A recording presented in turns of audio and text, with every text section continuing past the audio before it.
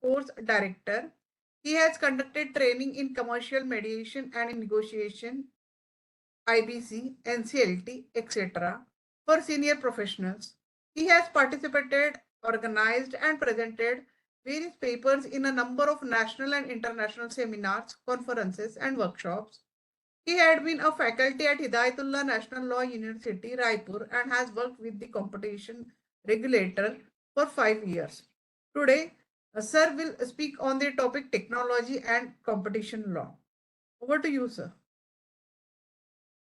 Thank you, Padma, for such a nice introduction. Just one small amendment. I am now associated with SRM University, Sonipat, and I'm the professor and dean over there. It has now been 8 months. So near to Delhi now, and also near to technology and competition. And today's topic for the discussion is competition and technology. And I think that a lot of things are happening around it. I don't know how many of you would be doing a research or thesis in this specific area, but since it is a pre-PhD, coursework, I think you should have an understanding and idea about this sector because it is cross-cutting across different fields. So I personally feel none of the fields would be left untouched by technology and legal developments. So in fact, or any topic which you are going to take up as your research for potentially would be useful for you to understand that how technology and law interfaces. So my kudos to the PG department and in particular Dr. Payal for conceptualizing this particular idea. And I think it is a very, very contemporary and new topic for everyone to understand. So for some people who have already read competition or have read technology law, there may be some repetitions. So please excuse me for that. But again, you can think advanced on your own while I am speaking about basics. And then you can ask me some questions which you feel is unanswered to you. And it will be, I'll be happy to answer that particular question. I have a presentation made and I will try to, run you through that particular presentation. But feel free to stop me in between since it is a small group and we are all, PhD scholars. So I believe that we can have a free flow of discussion because it is more important to answer questions. If something is, trickling your mind, then the speaker should be able to answer that. That should be the primary aim rather than sharing the information that anyways you can do research and review of literature, you will be able to do it. So let me begin with and share the presentation with you and give me a second. It is here. It is. So we are talking about technology and competition law, or you can read it other way around. That is, competition law and technology, right? When I say technology and competition law, there are two different subjects actually. So competition law is different, technology is different, and in fact, technology law is different. So many a times it becomes a bit clumsy to explain these things, that how these interfaces are. So I will begin with basics of competition law, try to understand what is competition law and what are the major things in competition law. And then we will talk about the latest technology and how this interfaces with competition law and what are the latest policy dimensions which have been taken up by the government as well as internationally how it is being talked about. Now, when I say competition law, see, competition law is something which has been there in the country, and it is not for the it is not the first time that it is come up in 2003 to Competition Act 2002 2003, but it has been in place much before. And if you will see the international dimension of this this aspect, you will find that since 1776, people have been talking about competition, and the famous lectures of Adam Smith in 1776 talked about wealth of nations. And they said people of the same trade seldom meet together. And if they meet, then they, contrive amongst themselves and probably hatch up a plan to hinder competition or, fix prices. That is something which has been talked about as such. Now, this was 1776 Wealth of Nations, and subsequently, if you will see, Canada was the first country to come up with the competition legislation that was called the Prevention and Suppression of Combination Formed in Restraint of Trade in 1889. And then we see the United States legislation, that is Sherman Act. And then in European Union, you have different other legislations which talk about competition. Primarily speaking, if you have to do a competition law study, you follow UNCTAD's document that is called Principles of Competition, Model Competition Law. Many countries have followed that. And in terms of jurisprudence, we follow US and EU. These are the two different jurisdictions. And from a competition enforcement point of view, United States and European Union follow different methodology. For example, I'll tell you the basic difference between these two lies in criminal and civil enforcement. So if you see United States has got a criminal enforcement of antitrust laws as well, whereas in European Union, you will get the administrative, penalties. So in India, we are more closer to EU regime rather than US regime.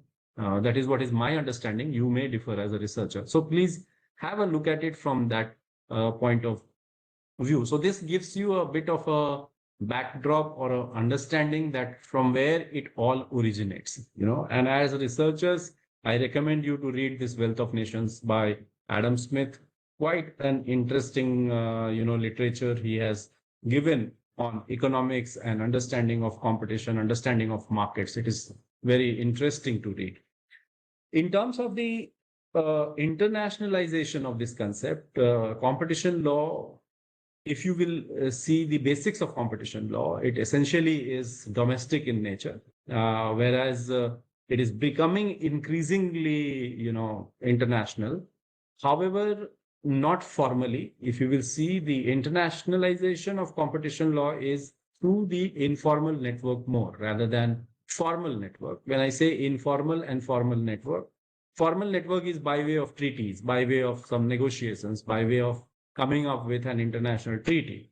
That has not been done in case of competition law because if you will see, different markets are different and that they require a different treatment. And that is the reason that the agenda on competition law and policy failed at WTO. And I wrote an article long back around this, and that is called Failed WTO Platform for Competition Law Convergence.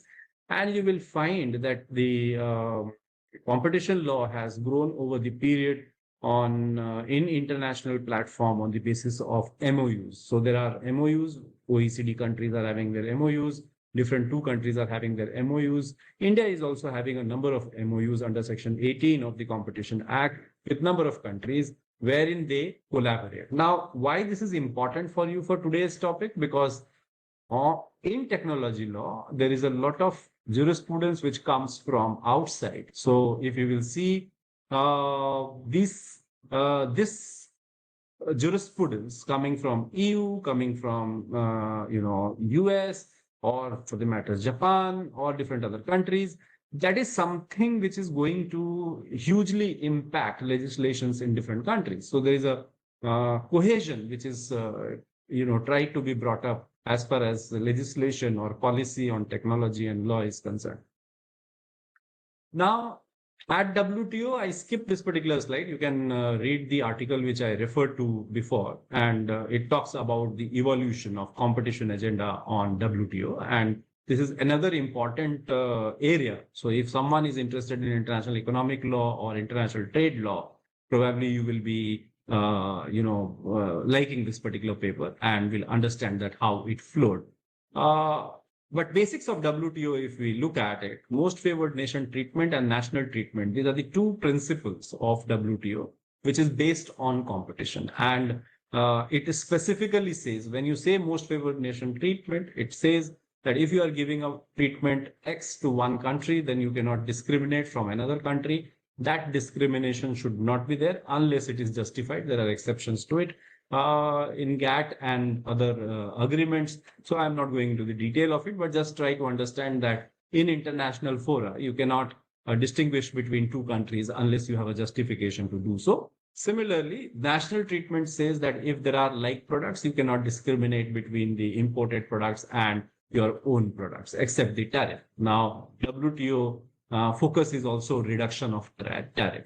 So you may be thinking that I am digressing you towards international trade law topic. The topic is competition and technology. So as I told you in the beginning, that everything is connected, and you as research scholar should have an understanding or an interface with different topics, because nowadays we are talking about interdisciplinary research, multidisciplinary research, and it is like you now focused researches on a specific topic are happening, but at the same time you need to cut across the cross-cutting issues and interfaces very, very importantly.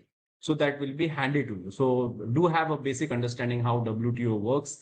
That will help you in a number of ways. Coming to constitutional vision, now I always tell PhD scholars, that whenever you start working or writing your work or researching or doing review of literature, do consult constitution, because your premise should always begin with constitution. Constitution is the grand norm, that is the basic document, and anything, any policy, any law, any decision needs to stand the touchstone of constitutional vision, constitution basic features, and constitutional understanding should be very, very clear with the researchers. In fact, whatever topic you take, whatever areas you want to research, you need to find out the constitutional angle of that particular research topic. That is very important. Coming to competition, the constitutional perspective of competition law is rooted in its preamble. If you have a look at it, it says, "We the people of India, having solemnly resolved," and it talks about socialist, secular, democratic republic, sovereign, and here that is something which is. Give me a second. Yes. Yes. Yes.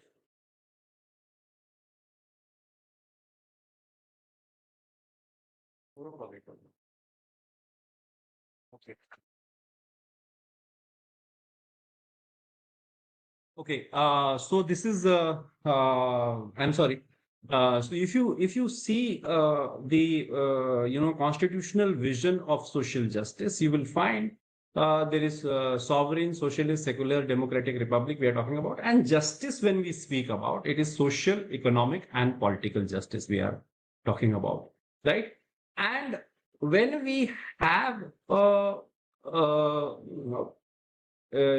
when we talk about competition, this economic justice is a very important element which comes into picture.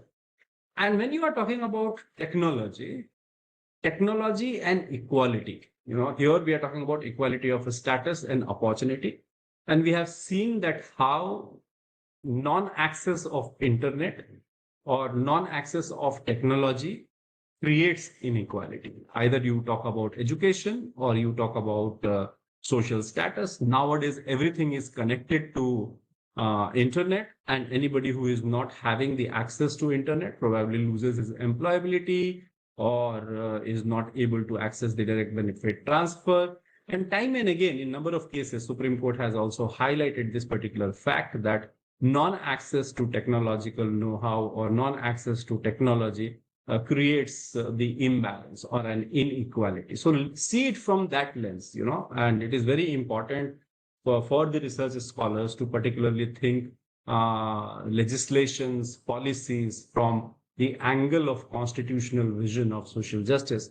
That gives you a broader thinking, that gives you a fertile understanding about the topic which you are discussing, and that creates an ecosystem for you which helps you understand the topic better. right? So from that particular perspective, I am just presenting you this constitutional perspective and constitutional idea to your work. Now, if you will see, this dimension has been elaborately discussed in a number of cases by Supreme Court. And one of the cases, DS Nakara versus Union of India, Supreme Court has observed that the principal aim of socialist state is to eliminate inequality of income, status, and standards of life. And any policy which does not conform to these particular ideals would be questionable, probably. That is the reason that the policies get questioned. And the concept of social justice has basically two objectives, that is removing inequality and affording equal opportunity for all economic activities, all these citizens. This is the base root of constitutional vision of social justice. Now, under the Constitution of India, Article 38 and 39 of the Constitution talks about promotion of and welfare of people. And this provision recognized the need to eliminate and minimize the inequalities in income, which applied not only to individuals, but also to the groups in different areas. The states shall strive and secure the operation of economic system, which is not resulting in concentration of wealth and means of production to common detriment. This is what is the focus of these two articles. So what they are saying basically that there should not be any concentration of wealth, and the natural resources, or you can say the resources, should be distributed in such a way that it helps promote growth of everyone. And that is why if you see the tagline of Competition Commission of India, it says fair competition for greater good. However, when 1969 MRTP came up, they focused specifically on concentration of economic power. If you will see, they have in fact taken these wordings from Article 38 and 39, the preamble of MRTP Act. However, this scenario changed in Competition Act, and if you see the preamble of Competition Act 2002, it is more open, it is more generic in nature, it is more what should I say, is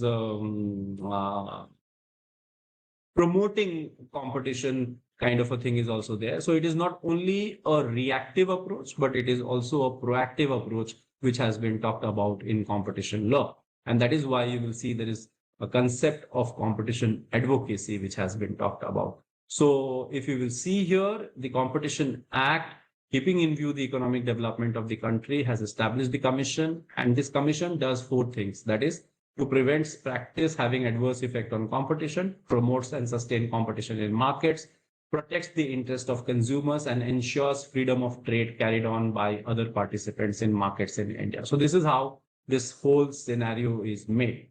Now, if we see, there are some salient features of the competition law, and this silent feature is applicable to all kinds of all kinds of countries. If you see any country, they will have basically these three features. That is anti-competitive agreements. So they will prohibit anti-competitive agreements, which includes horizontal agreements and vertical agreements. They will prohibit abuse of dominance, and they will regulate combinations in the market. So this is how this whole scenario is built and dealt with. So anti-competitive agreements, there are horizontal agreements and vertical agreements, abuse of dominance, and regulation of combinations. So fair competition for greater good, as I told you, is the logo or sign of Competition Commission of India. And this is another paper which I wrote. This is again an old paper, 2011 paper. But you will see, if you want to really read the historical evolution of competition law and its journey in the first decade, this paper will be handy to you, and you can have a look at it. I'll share these slides with you people so that you can have the links available with you. Moving ahead, if I tell you, as I told you before, that there is a uniqueness in competition law of India, that they have legislated competition advocacy provisions also. So there is a competition advocacy provision which mandates the commission to basically undertake competition advocacy, and it keeps doing number of workshops, seminars, moot courts. And idea is to permeate this information about competition law to a number of people and create a kind of competition culture, because if you see in the country, we are talking about competitive federalism. So now cooperative federalism to competitive federalism has also come up, and competition has become very, very essential. Now we all add something before that, and that is positive competition. We don't say negative competition. So positive competition is very, very important. And positive competition is towards fairness, towards progress, towards movement above. Now, in terms of anti-competitive agreements, as I told you, there are horizontal agreements, there are vertical agreements, and then there is abuse of dominance. So if you will see anti-competitive agreements, there are vertical agreements and there are horizontal agreements. Horizontal agreements I have already talked about, that is cartel. There will be, different other price fixing agreements, sharing agreements, etc., etc. Now, here, vertical agreements are agreements between the vertical chain. So, if there is a supply chain, in that there may be vertical agreement. And in technology law, in technology space, there are a number of issues which is arising in vertical agreement. So, what the technology companies are doing is that they are entering into an agreement and they are blocking the space of other entrants in the market. And I will come down to in a while. You will see that in number of examples which I take and discuss now. So if you will see, AAEC has to be proved in all these cases. The AAEC means appreciable adverse effect on competition. And in case of horizontal agreement, they need not be proved. Like cartels, you don't have to prove horizontal agreement. That is presumed that if two people are meeting or four people are meeting, they are horizontally connected. Say, for example, all AC manufacturers meet together and they decide that we raise the price of AC by 15%. Now, this is something which is per prima facie an anti-competitive agreement. So you don't have to prove. You have to just bring this action that these were the four horizontal players. They met in a hotel and they decided over a price. And after this particular meeting, within a week, we find that 15% rise in AC prices. Now, this is something which is what you can say is a prima facie evidence available. You don't have to prove it. Whereas in case of vertical agreements, you need to prove an appreciable adverse effect on competition. You have to define markets. And this is the perspective on anti-competitive agreements. In terms of dominance, there is a change which has happened. Now, if you will see in your MRTP Act, dominance was regulated. So you cannot become big enterprise. And if you are going beyond 100 crore turnover, that is what we studied. When I studied my business law LLM, at that point in time, competition law was just introduced. And we were still discussing MRTP cases and MRTP law.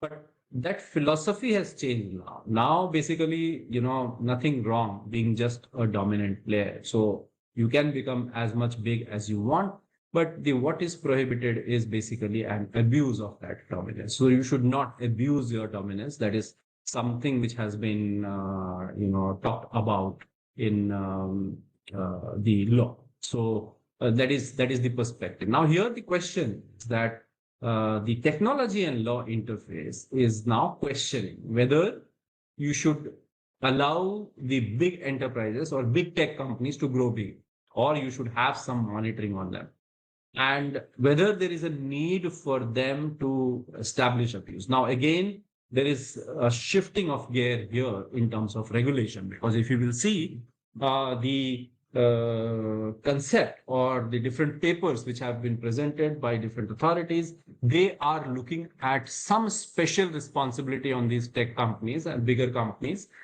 because they may have a potential or a chilling effect of,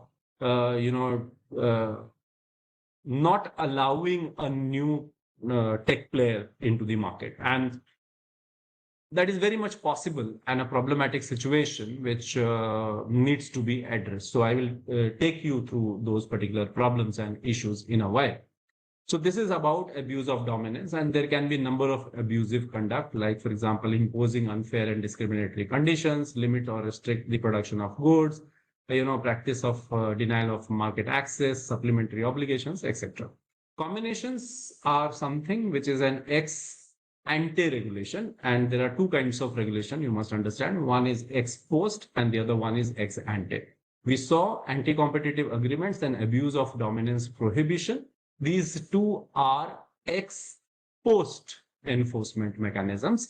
And there are certain things which is called ex ante, like for example, combination. So here violation has not happened, but there is a potential that if there is a big player which comes up in the market, it may competition, and that is why this combination is regulated. So any merger of two companies which goes beyond a particular threshold, these thresholds are mentioned in the slide, they require to file a notification before the commission. Commission will examine that whether this combination which is going to come up in the market is going to affect potential competition or not. This assessment is called combination assessment. And for tech companies, these combinations are again a concern and a question. So you should understand that why we are talking about combinations, because it reduces the number of competitors in the market. If bigger players acquire smaller players, there will be no one left to challenge these bigger players, and it creates an anti-competitive situation in the long run. And that is why the tentacles of Competition Commission of India keeps beeping whenever there is a big tech merger or any kind of a merger like that happens. So this is about combination. So I think I have talked about competition law interface till this point. Anyone is having any question of understanding competition law, will be happy to address that immediately. Any question? Good afternoon, sir. Yes. As far as abuse of dominance is concerned, Yeah. I personally, as in I had some brushing with the competition law while practicing. It is found to be very difficult to prove abuse of dominance of position. Like in a slide, you showed two pictures, wherein in one place you said that where there is dominance, it is okay, but the abuse is not. Abuse is anti-competitive. Sometimes, for example, a tendering authority, it lays down rules, and prima facie it appears that it is dominant without being abusive. But it is very difficult to prove. I mean, can you please throw some light on that by some example? Yeah, see, anyways, in any case, if you will see the statistics of abuse of dominance, you will find that not many cases coming up under AOD, abuse of dominance, because it requires a lot of economic data to prove, and you have to justify those particular things. And under the new regime, it is really difficult to prove abuse of dominance. You are right, Chetan. But at the same time, the provision is there, and there are some cases in which abuse of dominance has been proved, particularly in case of power companies. If you will see non-supply of coal by Coal India Limited, there was a decision which was given against Coal India Limited. I don't know what is the present status of that particular case, but these cases basically, highlight that the cases are possible, but yes, they are a bit difficult cases, because your threshold of being dominant is not regulated. So you can become as big as you want. In US, the system is different. There is a concept of monopolization. So even if you are taking steps to monopolize your position, that will be considered as violation. But that is not the situation in India. However, in technology space, that is why there is a recommendation that digital markets should be seen in a different way than any other markets. And in a while, I will address that particular point, so it will become more clear. All Yeah. Thank you. Any other question? Yes, I have one question, little query. Yeah. Whether predatory pricing is a part of abuse of dominance, predatory pricing? Yes, predatory pricing is an abuse of dominance, and predatory pricing in normal parlance would be that you are charging below your cost. So if you say, for example, cost of producing a good is 100 rupees, you are selling that particular goods at 50 rupees. Why? You want to drive out the competitors out of the market. That is what is your objective. Once these competitors go away from the market, you will raise it to 150, and then you will be the sole player. So that is the idea of predatory pricing. Yeah. That is again done by abuse of dominance. Yes. Any other question? Anyone? Okay. That's great. So let me move further and a bit faster. Now moving into technology. When we talk about technology, I hope you people recollect this, Tableau. This Tableau was 73rd Republic Day. It was Ministry of Education's Tableau. And the theme was Vedas to Metaverse. So we are now moving from Vedas to Metaverse. And Metaverse, I am sure you people must be aware about it. If you are not aware, do Google it. This is the latest trend where Metaverse is basically creating a universe just like this. So we are in an online platform. Right now, I am live. Probably when I don't conduct the live lecture and my replica in an online replica conducts this lecture, probably that is what metaverse would be. And um, this is happening. So there are a number of gaming tools, gaming apps, and probably it has all started with gaming, but now people want to, spend lives in virtual world more than the physical world. That is something which is happening now. And metaverse is about that. Number of issues are cropping up in metaverse, and like for example data privacy, any offenses or crime happening in metaverse. These are the questions which are being asked and questioned, right? Now let me take you to the latest technology trends, and this is the latest paper, and it is by McKinsey, and you can find this paper once you Google it. You will get that. These are the top technology trends of 2023, and you will see there are 15 different technology trends happening, and this gives, in fact, a food for thought for all you research scholars who is interested in technology law or competition and technology related matters. These are having a potential, independent potential of, of research. So if you will see applied AI, industrializing machine learning, generative AI, trust architecture and digital identity, cloud and edge computing, future of bioengineering, electrification and renewables, future of mobility, that is, self-driven cars, maybe issues around that, quantum technologies, space technologies. Nowadays, space is open for private players. So that is something which is coming up. Advanced connectivity, Web 3.0. So these are different technology trends, and each of these technology trends brings with them a host of legal issues which needs to be looked at and discussed and dealt with, right? Artificial intelligence, and this is a term which has been talked about. Probably you are having a number of sessions wherein you must have studied about narrow AI and general AI. You people have studied about narrow AI or general AI, any idea? Or this is the first time you are hearing this? Yeah. Actually, Any idea about? session is scheduled for tomorrow and on 5th. So all the Okay, AI wonderful. So will be, once, okay, so you will study this then. So I am yeah, giving you the yeah, it is there. introductory. Probably you can ask difficult questions to your next speaker. So artificial intelligence is the ability of machines basically to perform intelligent things. And there are two kinds of AI. One is called narrow AI and the other one is general AI. Narrow AI is good at performing one task at a time. So generally nowadays, mostly we are using narrow AI. So you ask a question or you flag content online, maybe chat GPT, that is narrow AI. If you say your fuzzy logic, or probably you are having a AC system which is working on your, it's a smart system, or maybe Alexa, that is all working on narrow AI. General AI is something which is yet to arrive, and it is predicted 2040. Probably nowadays we are seeing accelerated development. So हो सकता है कि जल्दी आ जाए. And the quantum, so they are talking about multitasking and human intelligence. Probably they are also thinking that whether emotions can be put into this AI or not. And this discussion is keep happening. Nowadays it is scary because previously when people used to say about this, people used to think, okay, fine.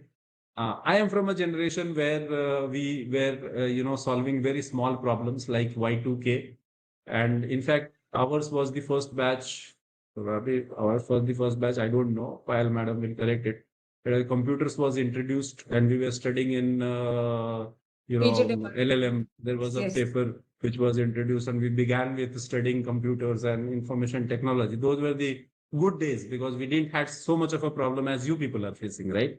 So now, but again, at the same time, you are facing a different generation altogether. So the different questions altogether. So you have to tackle with these.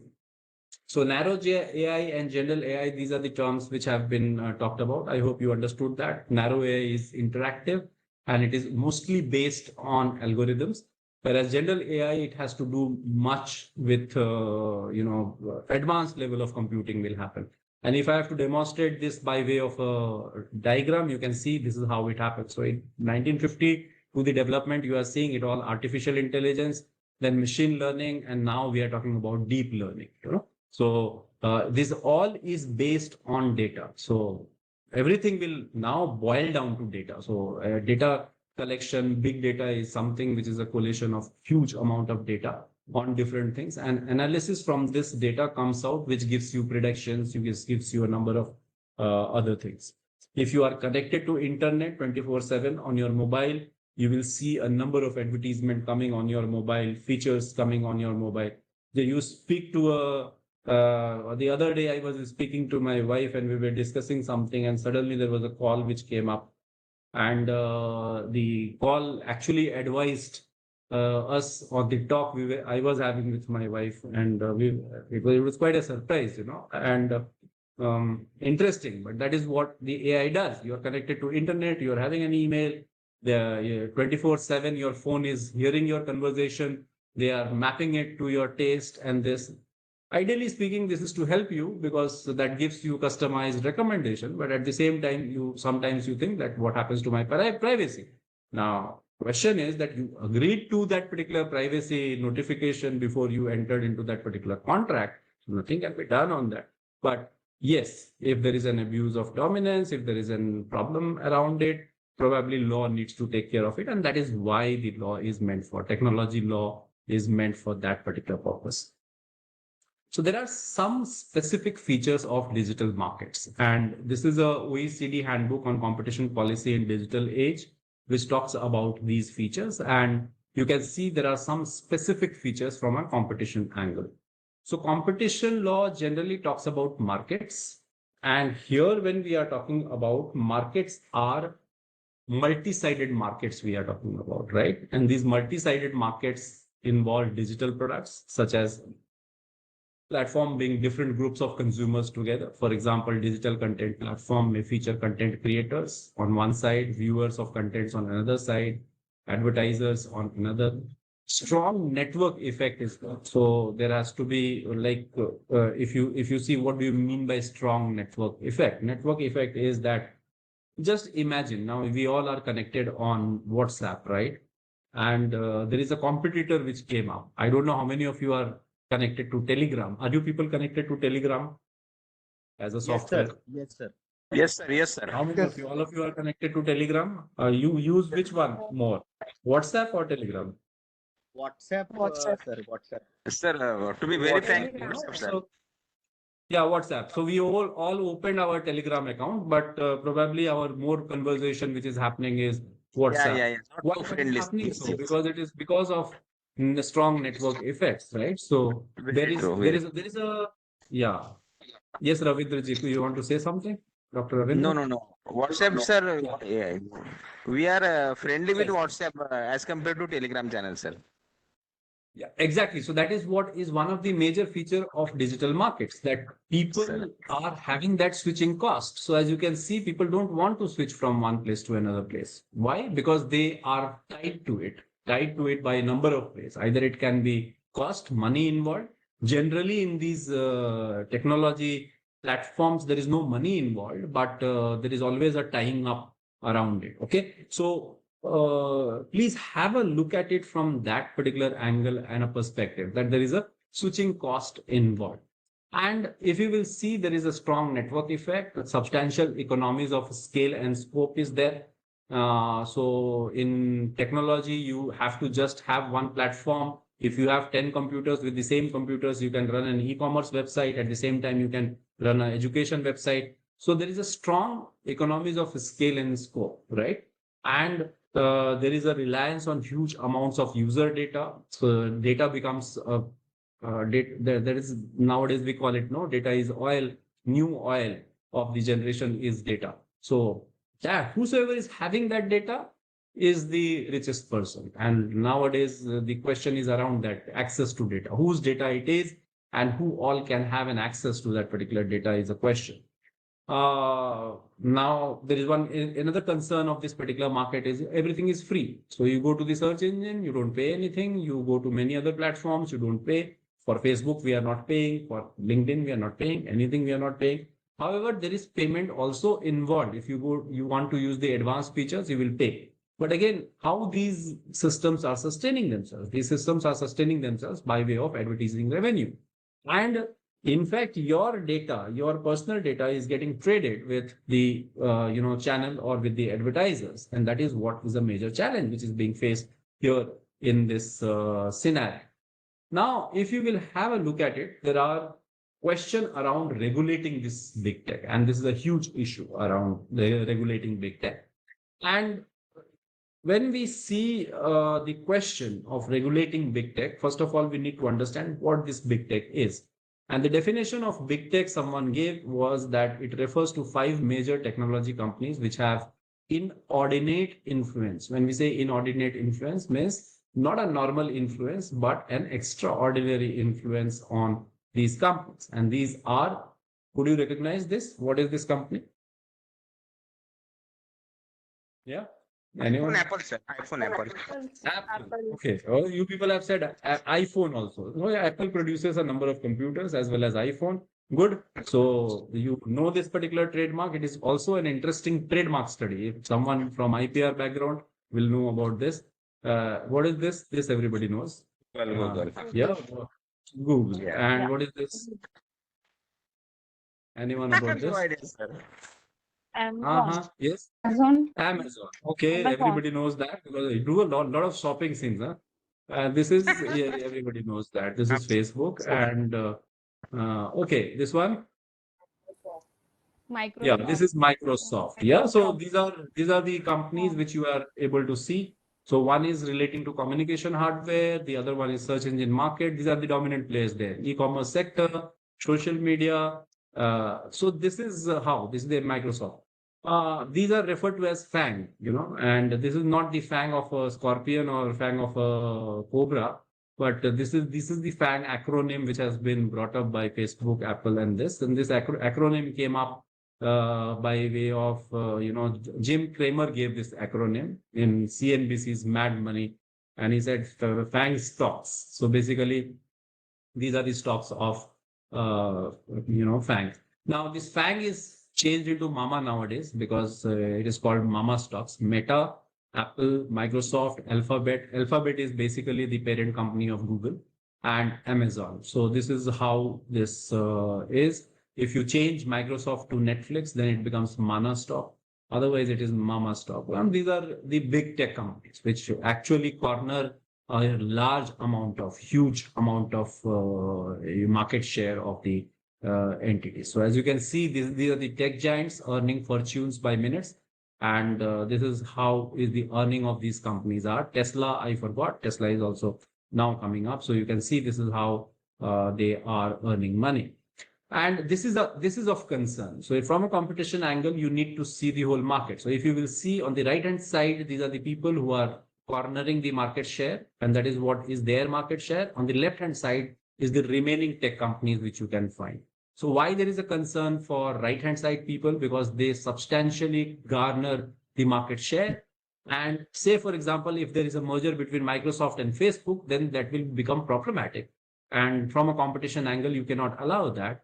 Whereas if there is someone who is emerging as a good player here, and by illegitimate means someone acquires that is also a challenging situation because you are not allowing competition to grow in the market. So you can see there is a huge amount of people in the left hand side. On the right hand side, there are very few, that is five people. So this is how the comparison is between 5 S&P 500 companies versus 282 companies. So that is what is the comparison which you can see in this slide. This actually give you the visualization that how competition matters and why there is a concern around these big chats.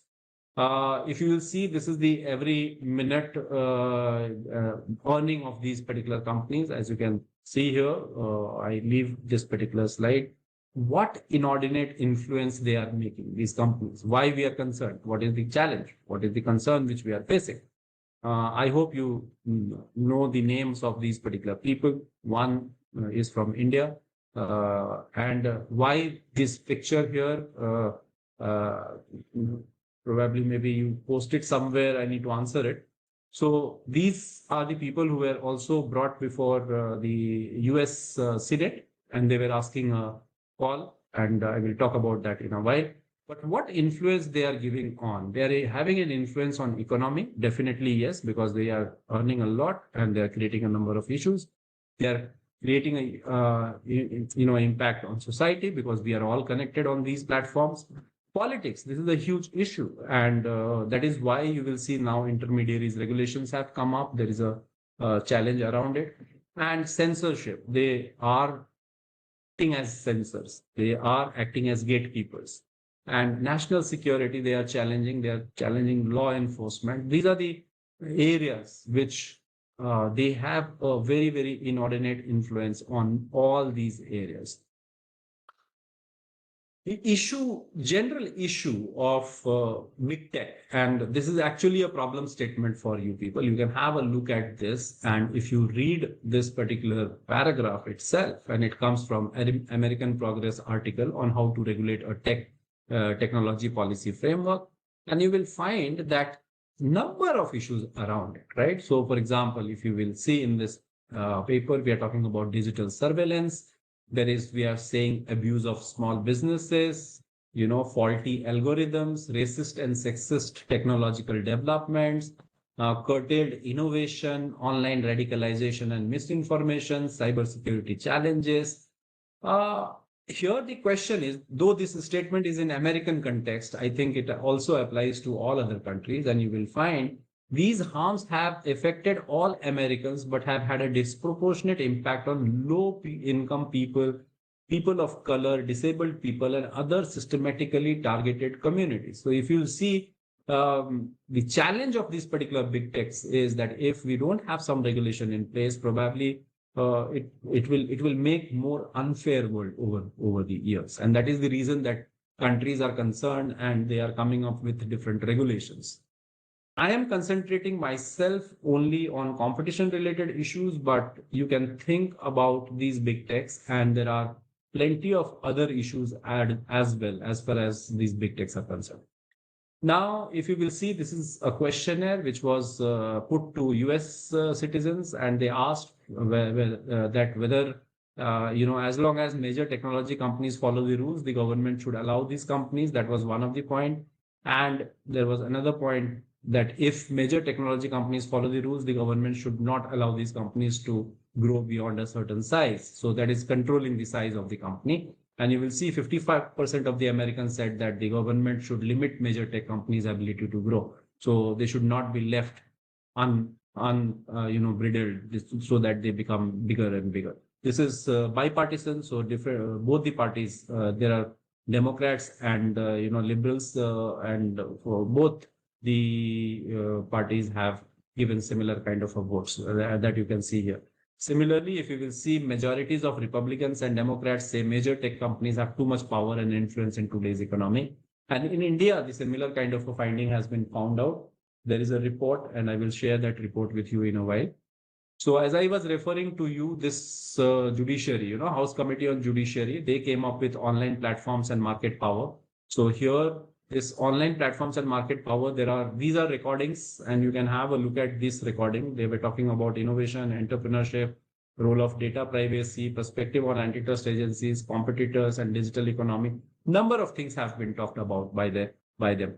And there is another series of House committee meetings wherein these big tech company CEOs were called, experts were called, and these are recorded videos. You can have a look at it. We'll be giving you a lot of insight around this.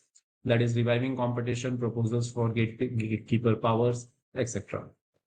Now, if you will see the AI and fintech is an area where technology is infused into number of markets. Like for example, insurance. You are talking about credit scoring. You are talking about regulatory and compliance and fraud detection, or business finance, debt collection. Many areas technology is coming. You talk about health and technology is coming. So these are having an interfaces, and there are a number of tech players who are coming up in these areas and markets. Now, when we talk about dimension of regulations, now we're questioning that what regulations you want to bring in and what is the objective of these particular regulations. You will find that competition law is one of them. You want to regulate these big techs through your competition lens. This is one. Privacy and data protection is another important element which has to be talked about, and national and international security. So these are the three major dimensions or areas of regulation which have been talked about by the technology player. So this is the perspective on regulation, that how many regulations, what kind of regulations have been talked about, what is the objective of these regulations, where does the the problem statement arise, what is the challenge or a question which brings forward. These are the different dimensions which have been brought forward by the concepts, but by the technological issues which are coming up in the market, or you can say for the regulators. Now, could you recognize this particular picture?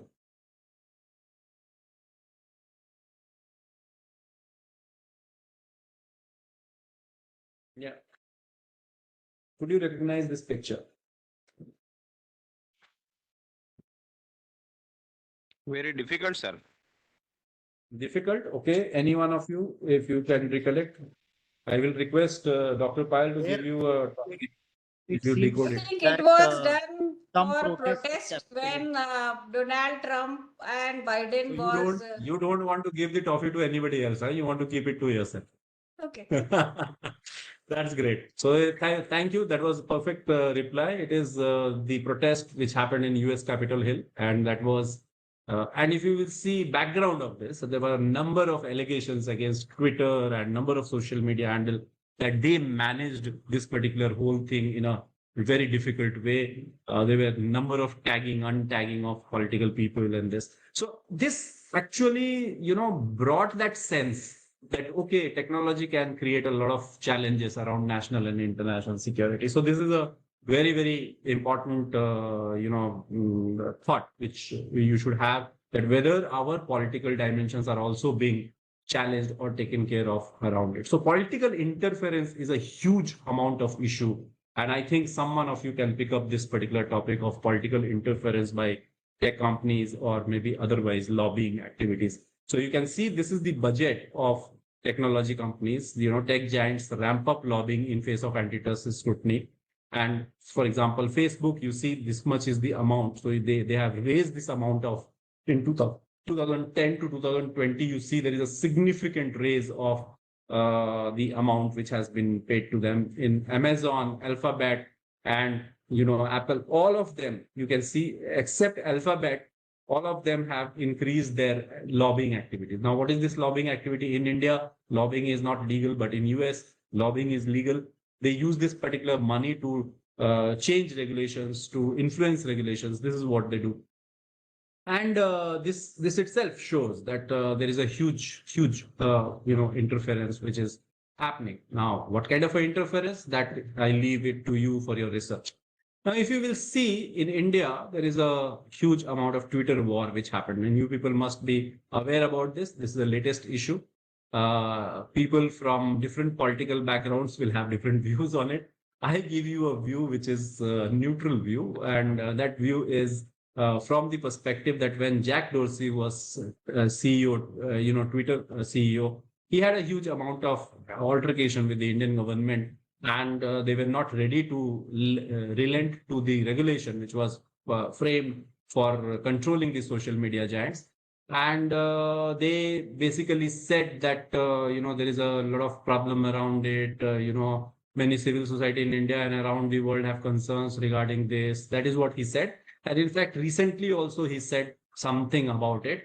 And the present CEO of Twitter, took a jibe at Dorsey, and he said that we can't apply American laws to the earth. And he added that social media companies don't have a choice but to obey the local government. So there is a lot of points around it. You may have your own view. Do have a discussion around this question. It is an interesting question to deliberate and understand. Okay. So please try to understand, decode this, read more around this. This can be an interesting area for your work. Someone may write a paper or discuss around it. But I have underscored the problem, right? Technology. They are gatekeepers. What do you mean by gatekeepers? So if you see the platform, these are the, peach color circles, bigger ones. These are the platforms and they become the gatekeeper. So if you will see the pink colors, dots these are all users, you and me, and we send information. We want the information to go to social media, but these gatekeepers basically ensure that everything doesn't go as we send. And there are different ways of bringing it forward. And there is an article on this by, Van and Zinn, and they say tertiary interactive gatekeeping model of multi-channel networks in social media era. And they analyze and tell us that how these gatekeepers are influencing the decision, and that is why they are called the influencers. So this is another dimension or challenge or a problem. Now, what is a platform? Platform is something which gives you, there are multiple platforms. Like, for example, there is a platform of OLX. There is a platform of search engine is also a platform. There is a platform like Facebook, or maybe there's a platform Instagram, wherein there are people, consumers, as well as supplier of information come together. That is platform. Platform has a specific role to play. However, whether all platforms are problematic, probably not. You are only concerned when the size of the platform becomes very, very big. So if the size of the platform is huge, they may influence a lot of people and it becomes challenging for the government. And that is the reason government wants the regulations around it. And if you will see in India, regulating social media, there are about 53 crore WhatsApp users. Now, this is the old data. Now it must have also increased further. YouTube users 44.8 crores, Twitter users 1.75 crores. And you will see to regulate them, this law came up, Information Technology Intermediary Guidelines and Digital Media Ethics Code. And this is where they brought these different dimensions. And if you will see the objective behind this was to control, child pornography, was to control the abuses against women. It was to control the, social media influences on politics. That is what is the objective. If you read the objects and reasons of this particular guidelines, you will find this, as well as the statement made in the parliament by the minister, IT minister then, I think it was Ravi Shankar Prasad, during his tenure it came, and there was a huge amount of debate around it in the parliament. So do follow that. That will give you a number of a clear understanding about it.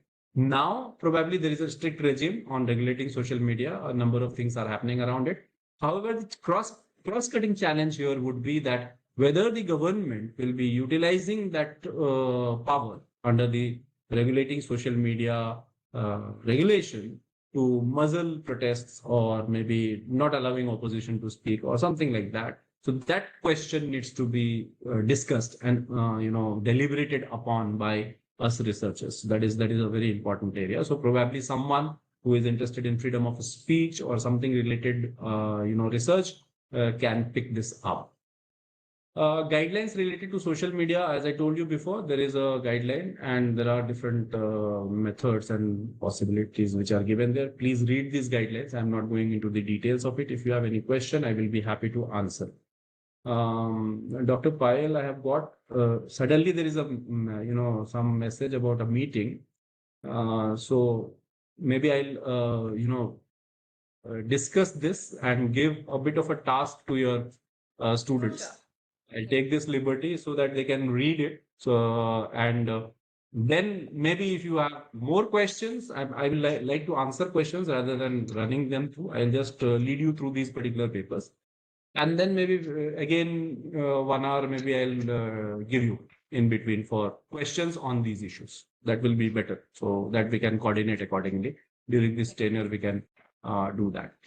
Because there is a sudden meeting which has come up. So No I have to issues. push off for that. Huh? I hope you understand that.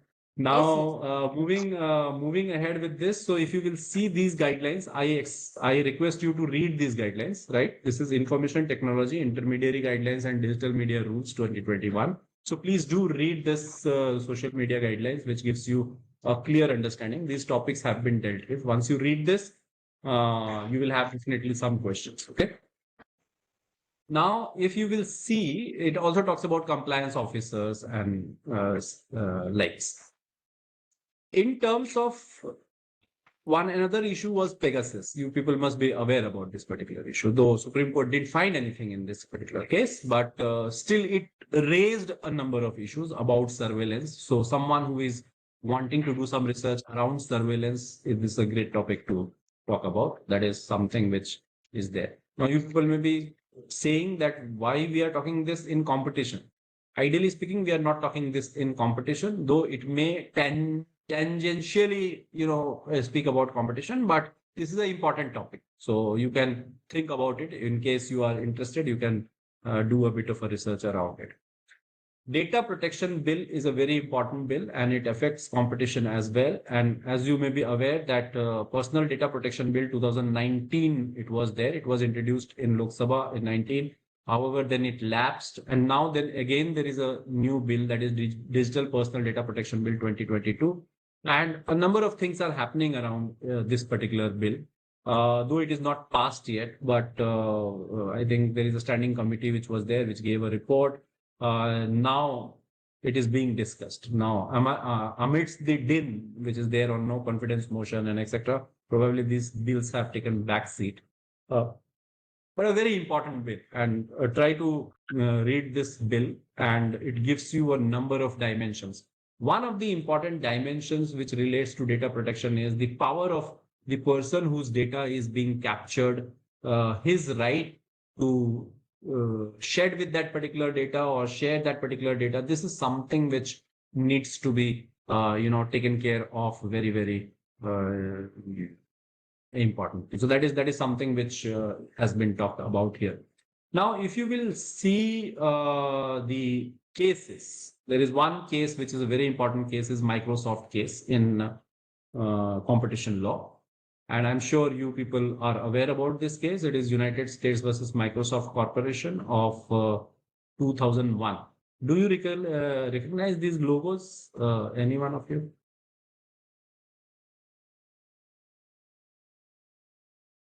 Yeah. Any one of you recognizing this logo? Windows Media Player, sir.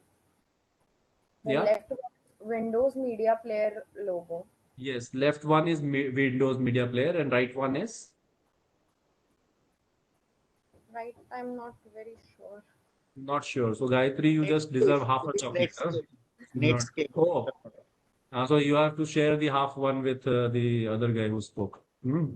So it is Netscape. Yes, you are right. So and this Netscape filed a case against Microsoft because Microsoft was promoting their own media player and allowing no one to be installed. So whenever you will buy a computer, you will have Microsoft platform, and they will have mandatorily this Windows Media Player. And to install some other player, there were a number of complications and technicalities involved. So this is what was challenged in this case, and there was a huge penalty imposed on Microsoft, as you can see, 613 million dollars. And what is the status of this? Do you think that Microsoft Windows Media Player is still the dominant player in the market, or it has changed?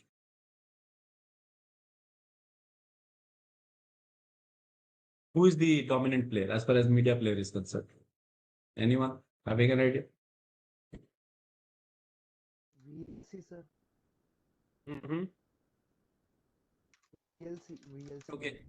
So you will find Chrome is there, and Chrome has 65.3% this, and it is Google, no? Google Chrome, right? Alphabet. And then Safari, and then see, Internet Explorer and Edge is at 5.6% market share.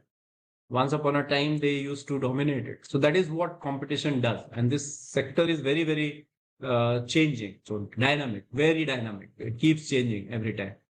Google, you are aware about Google. Google has been penalized in a number of jurisdictions, and in EU, they were imposed 2.42 billion of penalty. And in India also, there are two penalties which were imposed. CCI imposed a penalty of two cases. One is Android mobile device ecosystem, and the other one was Play Store policies. So both were found to be anti-competitive. They were restricting the new apps and players from their portal. And these two decisions talk about it. An interesting decision to read. Interestingly, you will see YouTube YouTube was bought by Google. And it was 2006, 1.65 billion they bought. And if you will see 2021, the growth of this particular company, 1.6 billion they are earning every 3 weeks in ad revenue. That is what was the purchase with which the YouTube happened. So these purchases, do you think if YouTube would have been an independent company, could have posed some constraint on Google or maybe some bigger giant? Probably yes. So this acquisition, that is the reason why these acquisitions are talked about, because you need sufficient amount of competition player in the market to compete with these existing giants. Otherwise, they will have anti-consumer policies. They will have no motivation to move, innovate, or bring further. So that is something which is very important. Now, if you will see, we are talking about Facebook, and Facebook is now turned into Meta. You all are aware. Meta acquired Instagram as well as WhatsApp. So now Facebook is acquired all these two things. These were two independent, and you see how big they have become. So there is also a case in US FTC. There is a case in 2020 which has come up, which is illegally maintaining its personal social networking monopoly through a year-long course of anti-competitive conduct, and by cutting API access, cutting off innovative mavericks. So the European Commission has opened a formal antitrust investigation to assess whether Facebook violated EU competition rules by using advertising data gathered in particular from advertisers in order to compete with them in markets where Facebook is active in such classified ads. There is a similar kind of a case also going on in the UK Competition Markets Authority by using this. There is a charge against Facebook that they keep gobbling the competitors, the smaller competitors, to maintain their illegal monopoly. This is what is the charge in US FTC case. There is also a good resource which is there, that is OECD on digital markets and competition. So if you go to the website, you will find this many resources. So anyone interested in technology and law and competition interface, please visit OECD website. So you will get a lot of information around it. There are two reports which I again would like to refer to, which you should read. One is Regulating Big Tech in India. That is a report by Standing Committee on Finance. This is the latest report, which has recommended that the big tech companies should be regulated, and they should come under some regulatory mechanism, a separate regulatory mechanism like competition. And that is something which has been talked about here. And there is another report which I want you to read, that is Telecom Regulatory Authority of India, Leveraging Artificial Intelligence and Big Data Telecommunication Sector. 20th July report, the very latest. And these two reports I want you to read. Okay. So when I leave this particular session, you are supposed to read these two reports, because PhD scholars, we don't only give lectures, we give assignments also. If I think the culture of PG department still exists, wherein there is a lot of assignments given to the PhD scholars. So you just have to read them. These are quite big documents. So kindly read them. And once you are read, then you will have plenty of questions in your mind. And that is what I also thought of, having a format like that. So will be happy to answer all your questions on these two reports, because that will be also a learning for me.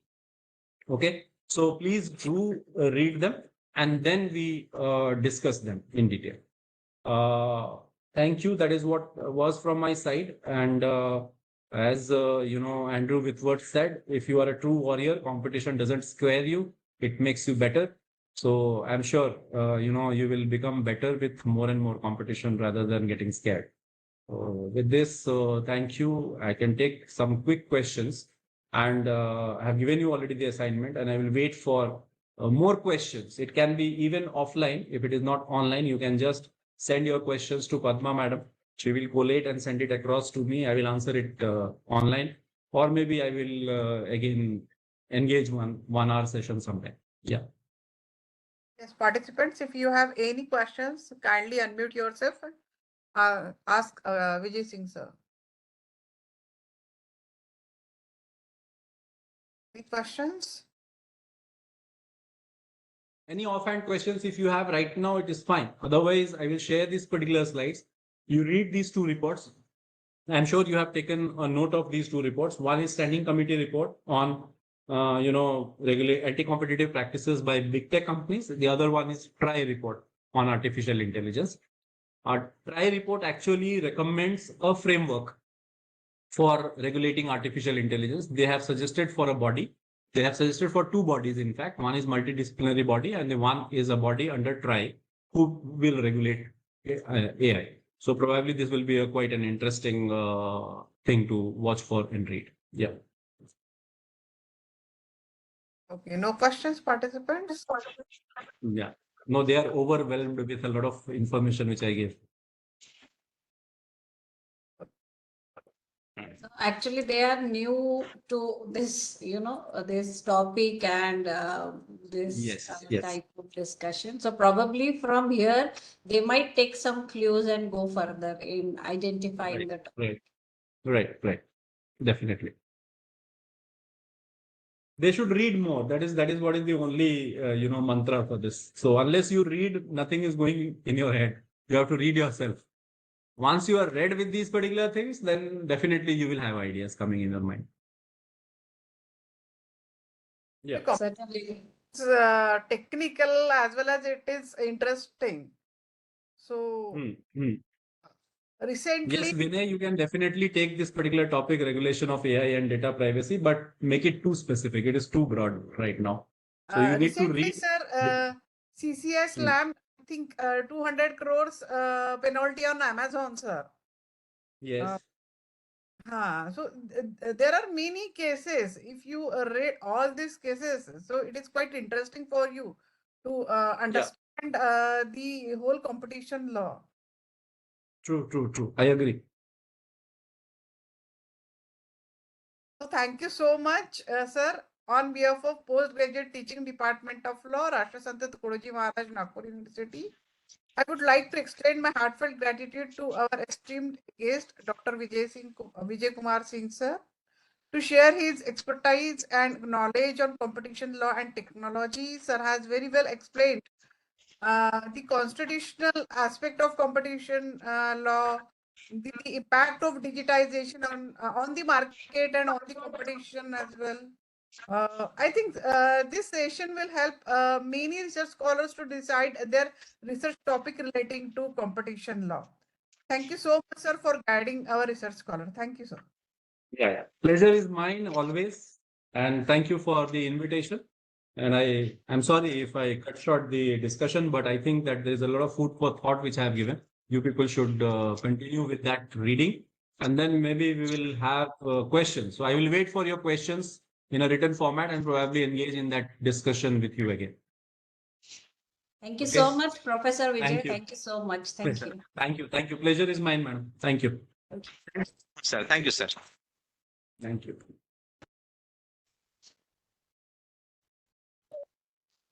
Okay, participants. So now we have time.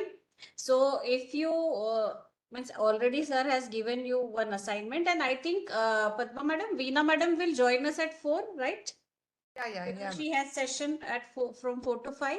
Okay, so till that time, If you have any queries about your research work, we can discuss them one by one. Also, there is this introduction round which is pending, so we have time, so we can finish off with that. And of course, I will suggest you all, irrespective of whatever topic you have chosen, but whatever assignment sir has given, please read them and try to understand those reports. And if you have any queries, then certainly we'll address them. But you read them because competition is a very, very contemporary topic, and that is going to be there in probably all segments, whether it is IPR or whether it is IBC or whether it is, e-commerce. Everywhere that is going to reflect. So we must read these latest updates. So that is one thing. Okay. So do you have any query regarding your research, and if I can guide you for your PhD, etc., etc. I think my students have already discussed many aspects about this with me. But if you have anything, you can ask me. कैसे submit करना है, कब submit करना है, etc., etc. I can. I mean, certainly I can tell you these things. Ma'am, About your- actually, I wanted to ask regarding coursework only. Like this was a program yes, having go ahead. 10 credits. So which programs, more SWAYAM programs we are required to attend? So See, there if- is a requirement of 12 credit in total. Okay, out of that 12 credits, 6 credits is expected that you all should do it from online platforms like SWAYAM, NPTEL, or MOOCs, or etc. Fine.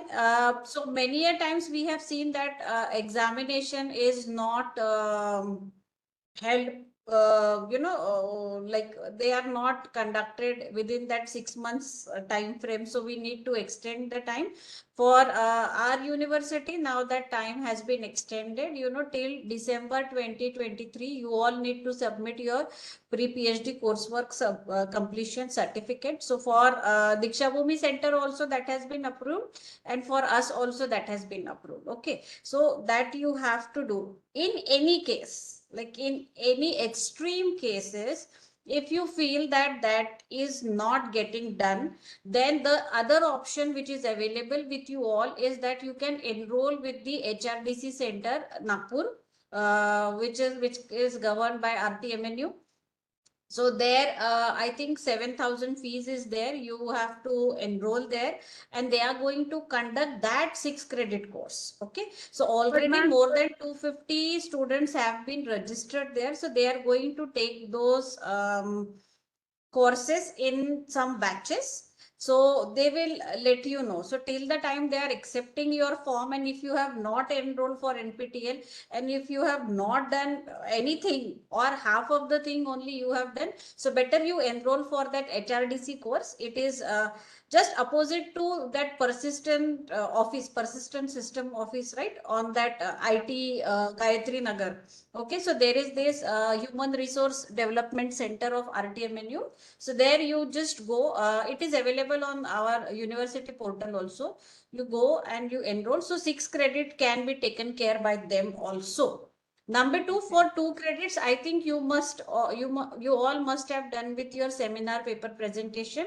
For our earlier batch, we have already completed that, and the new enrolled student, they will be having it maybe by next RAC or so. So that will be taken care. 4 credits needs to be done through the department specific courses. So this is one course which we have conducted for 2 credits. So eventually we are planning to do one more during maybe by November end or December first week or so. So that will be there. But till that time, if your department approves, like if your research center head approves any other course also, for example, some course from MNLU or any institute, any university, online, offline, and if your research center approves it, so you can do that as well. So 4 credits you have to gain from department specific courses, 2 from seminar paper, and 6 from NPTEL, MOOCs, or SWAYAM, or HRDC Nagpur. Okay. Ma'am, Yeah. one thing, today I came to know that now HRDC has closed enrollment. HRDC has You closed can the enrollment. okay, they have closed it because they got एकदम overwhelming response they got, because with NPTEL the problem was they are not conducting exam within that due span of time, and that's why. And then language was also a big barrier because uh, uh, uh, just a minute.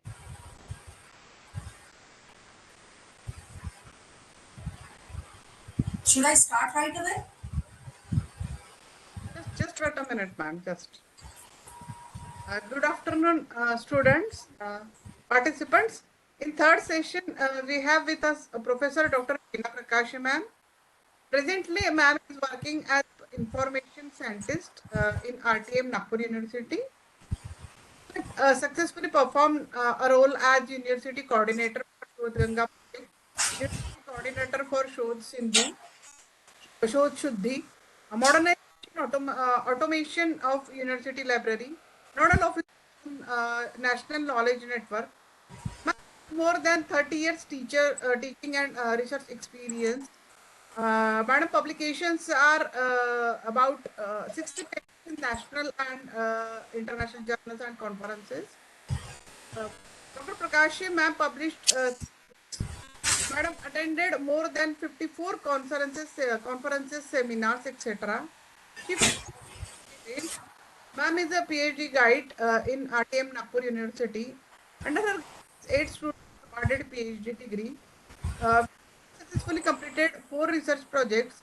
Dr. Vikash ma'am presented research paper in a conference in New York in 2018. Ma'am delivered more than 200 lectures at various universities. Interest area is automation, library and information network, educational, e-governance, web management. Today, madam will speak on the topic open access and access barrier. Over to you, ma'am.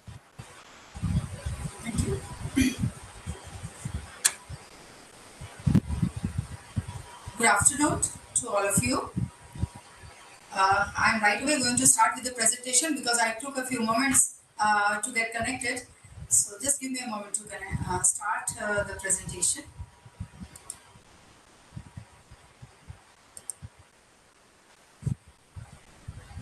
Sure.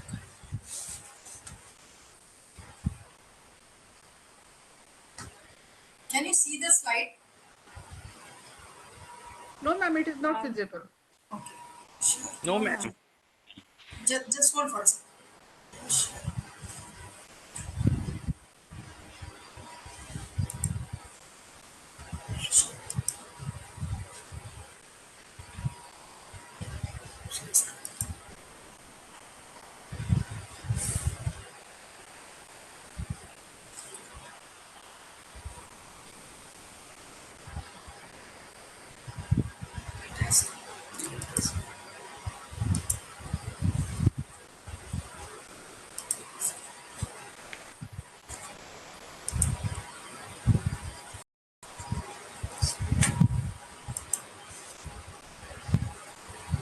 Can you all see the screen?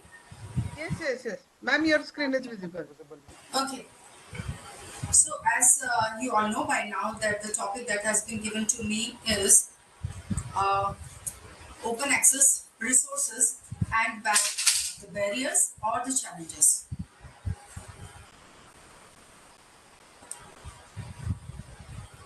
So first of all, let us look at the meaning of open access, what this term stands for.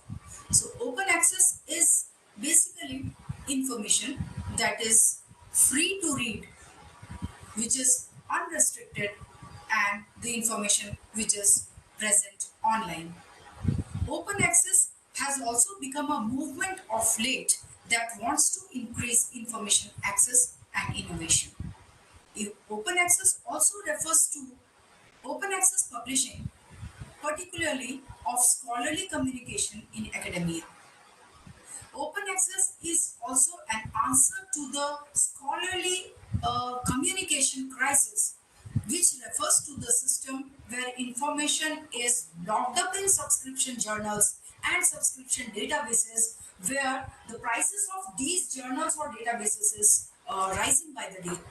It means that whenever you land on some useful information on the internet and you wish to open the full text, you find that it is closed. You are required to enter your login, or you are required to pay for it to get yourself registered to get full access, full text access. Open access also refers to the democratization of information and knowledge. This open access movement is basically carried out largely through open access of journals or open access of subject specific repositories or institutional repositories.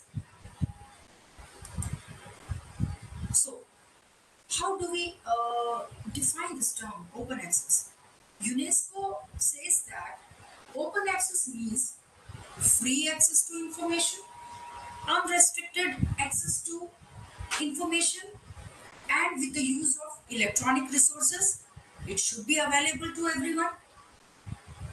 Also, any kind of digital content can be open access, such as text material, data items or software, audio files, video files, or for that matter, multimedia files.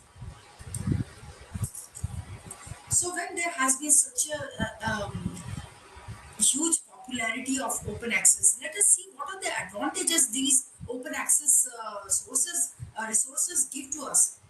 First of all, open access provides for greater visibility and greater impact of research.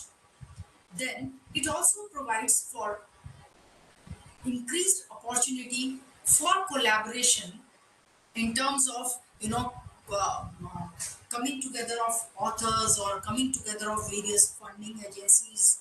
So this also provides a very good platform or ways of collaborating or collaboration of like-minded researchers or organizations. Open access also provides for uh, taking advantage of all kinds of digital technology that is emerging by the day. So whatever new advances are taking place, they are definitely making open access easier and faster. Then there is better return on the investment by the research funding agencies. They get more returns when the information is available open access. And then of course, it provides for faster mode of publishing when compared to traditional publishing. And then it also contributes to education's mission of advancing knowledge. There are various ways, there are many ways in which various scientists have tried to and classified or categorized the open access information. So here I am going to stick to a more acceptable model of open access, which is based on the publishing models. So what are the types of open access information according to publishing models? They are gold open access, then hybrid open access information, then diamond or platinum open access information, bronze information, and green. So what is gold type of open access? The gold type of open access is the most easiest and simplest form of open access, wherein all the articles are fully accessible but at the journal website, wherein you are not required to pay any article processing charge. When I say you, means as an author, you are not expected to pay any article processing charges. And there is a Creative Commons license. I'll come to that later also. Then there is a hybrid type of open access, wherein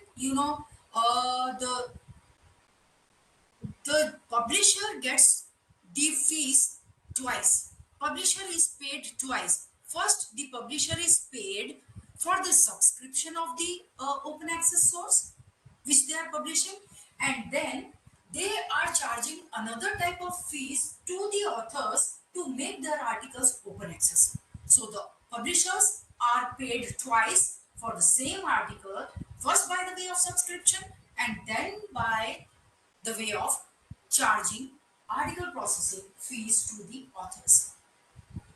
Then there is a diamond and platinum type of open access, wherein the journals that publish open access, but they do not charge again. They do not charge APCs.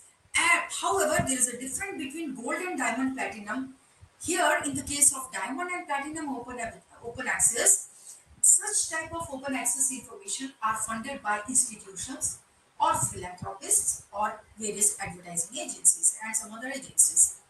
Then there is a bronze type of open access where the journals are free to read but only on the online mode. So you can read the journals but you do not have license. They are not generally available for reuse. If there is no license like Creative Commons license or like that, then such information is not allowed to be reused.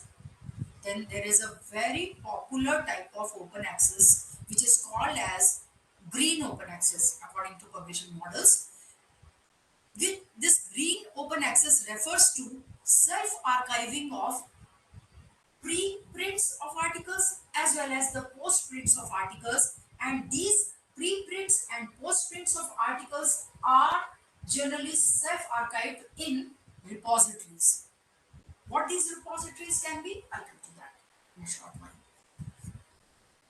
Though green open access generally refers to the post-print of an article, but there are three versions of self-archived repositories. Three types of self-archived repositories are there. First, those types of repositories where preprints are there. And what are those preprints? The author's copy of article is there before its review. Preprints means author's copy before reviewing. Then there is postprints in the repositories, and postprints refers to the author's copy of articles after they have been reviewed. And then there is another type of open access, green open access information, which is called as publisher's version. Publisher's version is that formatted that article which has been formatted and the way it appears in the print form or on the online form. Now, very obvious progression from the previous topic is to talk about copyright and authors' rights. If authors have signed a copyright transfer agreement, in short, which is called a CTA, so if authors have signed a copyright transfer agreement, then publisher's policy will determine which version of an article can be archived in a repository. See, this is important because the publisher's policy will decide which version. When I say version means whether it is a preprint of article or it is a postprint of article or it is the final formatted article the way it appears in its source. So what will be the policy? It will be decided by the publisher before archiving into any repository. Most publishers allow some sort of green open access. Authors can check for what type of green access is provided to them. If suppose any author wants to know, then they should read the copyright transfer agreement very carefully. Now I'll talk about a very famous and reputed searchable database which is called as Sherpa Romeo. So what is this Sherpa? It actually stands for Securing a Hybrid Environment for Research, Preservation and Access. So its acronym is Sherpa. And there is another term, Romeo, which stands for Rights Metadata for Open Archiving. So what is this Sherpa Romeo? Sherpa Romeo is a searchable database of journals and publishers' open access policies. So what does this mean? This means Sherpa Romeo is what? It is a searchable database. It is a database. What you can search for in this database? You can look for publishers' open access policies or the open access policies of various journals. If you wish to find out that what is the open access policy of any journal or any publisher, then Sherpa Romeo database is a good source. Then there is another term called as Sherpa Juliet. Sherpa Juliet is a searchable database concerning funders' policies and their requirements for open access. Suppose there is a research going on which is funded by some agency. In such situations, we have experienced in our life as a in our career as a researcher also that whenever we are working on a funded project, then what kind of whether our articles or our research is going to be published in open access, then what will be the policies? These are all determined by the funders, funding agencies. They will decide upon the open access policies, that what type of version will be made available, whether it will be preprint of the article, research article, whether it will be postprint of the article, or whether it will be the final copy that has already been published.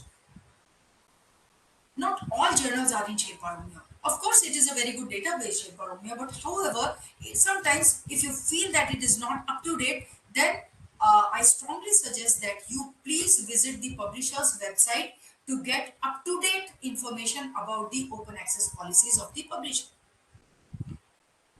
Copyright is automatic with creation of the work. Whenever a work is created, its copyright is already there. The creator owns the work. Though you can transfer your copyrights, publishers usually ask for transfer of all the copyrights through a copyright transfer agreement. This particular part of this slide is very important. You see, whenever our article is accepted by any journal, we are so excited that we sign on the agreement at times without going through the terms and conditions given mentioned on the copyright transfer form. It clearly mentions whether the copyright that we are transferring is totally mutually all the rights we are transferring to them. Is it mutually exclusive right, or it is inclusive right, or exclusive right, or mutually agreed upon, or mutually exclusive, meaning thereby whether the author is left with some rights with him or not. So in order to publish books or articles, the publishers make the authors sign the CTA, copyright transfer agreement, but authors need not transfer all their copyrights. Authors can retain some of the rights. They may feel that they can modify their work later and they can publish it in form of some book or article or some other form. So authors can discuss with the publishers, or they have to go through the publisher's policy. The publisher really only needs, see, we have to understand one thing. Publisher is not the, does not hold the intellectual property rights of the research. But we have to provide the publisher the rights to distribute our work. So authors should know the copyright basics. This goes without saying. Another alternative is to consider using a Creative Commons license. When I talk about Creative Commons license, I'm talking about open access resources. So Creative Commons license is another easy way, especially for items in open access, journals or open access repositories. Creative Commons licensing, however, does not replace the copyrights. It is just it just lets others to use your work. What I mean to say here is, if any open access information is there and you are accessing it and you feel that you wish to use that information or cite that information in your research, then you need not take permissions from the authors to use that information. When I say use, then it is a fair use, and it is, if it is research, through citation and other eligible methods. So you do not have to take permissions from the authors if it shows that this particular open access has Creative Commons license. So now, what are these repositories or digital repositories? Digital repositories are the primary means for collecting and displaying open access materials, at least green open access material. When I say green open access material, means preprint of articles, postprint of articles, or the finally published articles. They generally come in two varieties. There are two types of digital repositories: institutional repositories and subject repositories. Institutional repositories, an acronym IR also goes for it. What does they do? Institutional repositories collect in a university's scholarly material. Okay. Then they are also sometimes called as resources, sometimes as services. So basically, institutional repositories may contain the indigenous or the research work, or the information that has been created by that particular institution. If they have the copyright to that particular information, then they can store that information in that institution repositories and can make it available in open access format. Then there are subject specific digital repositories. These repositories also collect scholarly material, but this is not necessarily from a particular institution. Institutional repositories will contain the material or information, full text information only specific to a particular institution, whereas subject repositories will contain information related to a particular subject or more than one subjects. However, those information may come from various institutions or resources. Like I have given an example of archives of Indian labor Disturbance. developed by a particular organization called as Vivigiri National Labour Institute. When I talk about institutional repositories, there are many institutions which have come up with their institutional repositories. The first one in India was ePrints at IISc Bangalore, and then many have cropped up since of late. Then there is another type of open access information in terms of digital repositories. There are certain kind of digital repositories which have mandates by the competent authorities. So, open access policies or mandates, or sometimes mandated open access, refers to situations where authors are required to make their research available in an open access repository. Sometimes funding bodies require that any research resulting from grant funds be submitted to an open access repository. All those, amongst you there may be some participants who have done some major or minor research project, and you must have experienced that of late. When you were submitting your research project, your funding agency has mandated that you publish your research report or the outcome of your research, outcome of your funded research, or in open access format in some digital repository or on some website or on some institution's website. They make it mandatory. So there can be mandated open access also.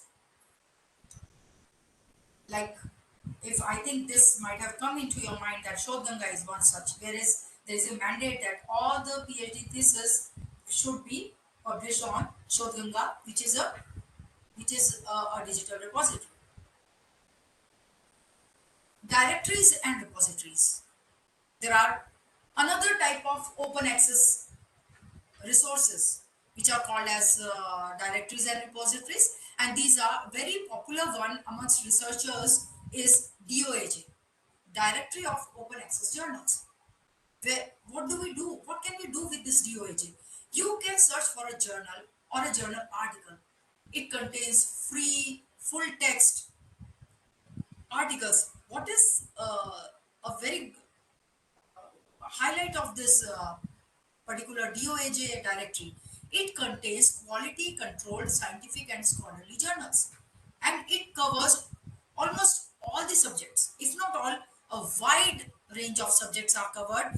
And another highlight of DOAJ is that it has articles or journals in various languages across the globe. However, there is some limitation also. When we talk about regional content, you won't find it there. When we talk about vernacular content, you may not find it there. Okay? You may find that most of the information on DOAJ is from European countries. So it is giving you all the options for European language articles. So there is another very important directory, As I told you, DOAJ is very important while you are conducting research, and if you do not have access to licensed resources and you are also concerned about the quality, we highly recommend to all the users to use DOAJ. Then there is Open Door. Open Door means open, what open? Directory of open access repositories. So this is a directory of all open access repositories that are available on the internet. A searchable directory of open access repositories worldwide. If you want to see how many directories, how many open access repositories are there, and you want to find out if one is there according to your need also, according to your subject need also, then please go and visit Open Door. You'll find plenty of repositories there and they will be useful. They may be useful to you also. Then there is another directory called as ROR, which is Registry of Open Access Repositories. It overlaps with the Open Door in the sense that here also you can access the digital repositories which are in open access format. Then there is OATD. OATD stands for Open Access Thesis and Dissertations. OATD has been designed and it is growing by the day with the aim to be the best possible resource for finding open access graduate thesis and dissertations. We have to, keep this in mind that if we are going to search for dissertations or UG or PG projects and dissertations, then this is a very good source. OATD, not for PhD thesis. Then there is repository 66, a graphical representation of repositories. Now I'll try and give you some examples, very good examples of open access subject repositories as I told you that open access, when we talk about open access, then we are basically referring to open access journals, open access institutional repositories, and open access subject repositories, besides some other directories also. So one of the very useful subject repositories which I recommend is simons.edu. This is a screenshot of that website. And if we look at the first page itself, we'll find that this contains a list of open access disciplinary repositories. So repositories on various disciplines or subjects or faculties. This is a list of open access disciplinary repositories, and it is also called subject repositories, and it is arranged alphabetically. You can see that on this particular screenshot, it is starting with A, and first and foremost we get on the subject, we get the list of repositories on the subject agriculture, and we find AgriVix and AG Search and DSpace at ISSR and so on. So if you are looking for subject repositories and you feel that you would like to have a list of almost all the repositories that are available, this is a very good source. Do visit simons.edu. Then open access resources. Other type of open access resources which are recommended by various library professionals like myself is American Doctoral Dissertations. American Doctoral Dissertations, it contains a free database developed by EBSCO. EBSCO is a renowned publisher. Once we know that the publisher is renowned, then high quality goes without saying that the information that is stored there is high quality. We need not be apprehensive about its quality.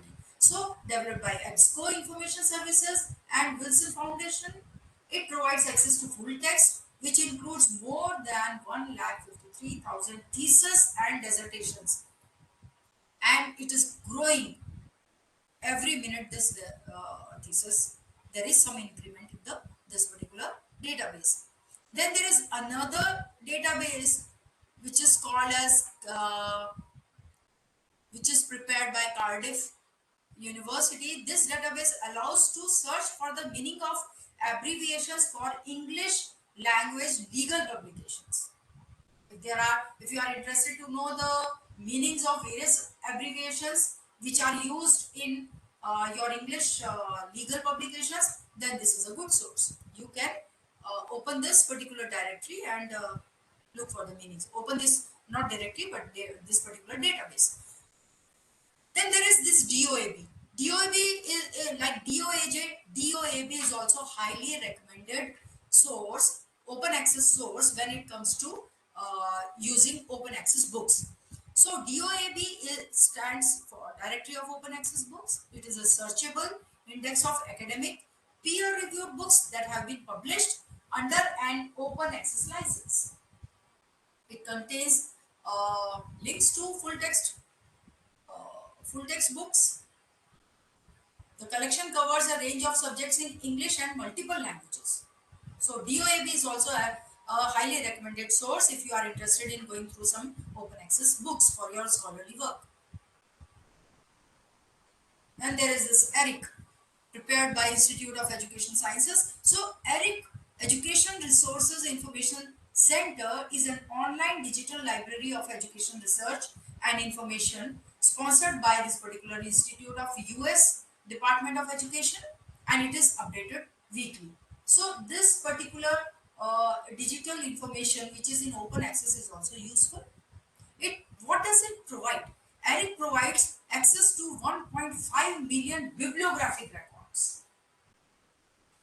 This is huge. I mean, if you are looking for citations and abstracts and other pertinent data for particular journal articles, then this bibliographic records are very useful. You can search for them in this particular database. Then there is this Indian Law Institute.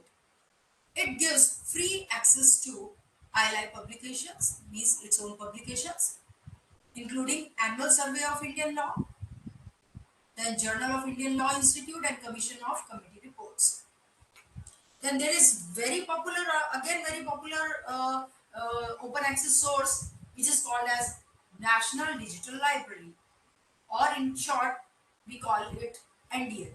NDL is a project by MHRD, means Government of India.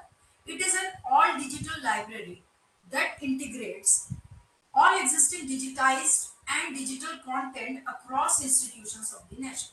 So NDL is useful. We all know that most of the universities are participating in it. Their students are accessing the audio and video lectures from this and other curriculum and courseware from this particular source. So I've given a list of digital libraries. World Digital Library, it is operated by UNESCO, and it is maintained by Library of Congress of US. So what does this World Digital Library contains? It contains manuscripts, maps, rare books, musical scores, recordings, prints, photographs, architectural drawings, and many other significant cultural material. Then Shodhganga, we all of us know about this prestigious project wherein India has made a mark globally. Shodhganga, which is prepared by Inflibnet, an agency of UGC, and this provides students to deposit their PhD thesis and make it available to the entire scholarly community in open access mode.